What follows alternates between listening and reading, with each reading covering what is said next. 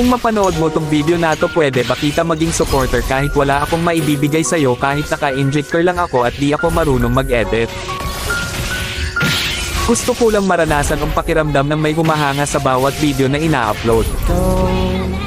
Sobrang saya kasi pag nakikita mo na may sumusuporta sa'yo kahit na simple lang mga ginagawa mo. Nakakasipag gumawa ng video at hindi nakakasawang mag-upload. Sa panahon kasi ngayon, pag wala kang maibibigay ay malabo ka pansinin ng iba. Sa halip puro masasakit na salita pa ang mababasa mo, nakakalungkot man isipin pero yon ang totoo.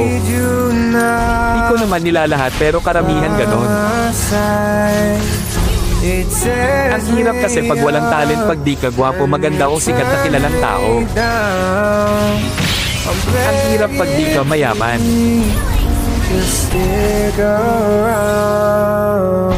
Okay lang sa akin basta lagi lang akong gagawa ng video kahit wala pang pumansin. Ang mahalaga lang sa akin ay yung mga alala pagdating ng panahon na mababalikan mo.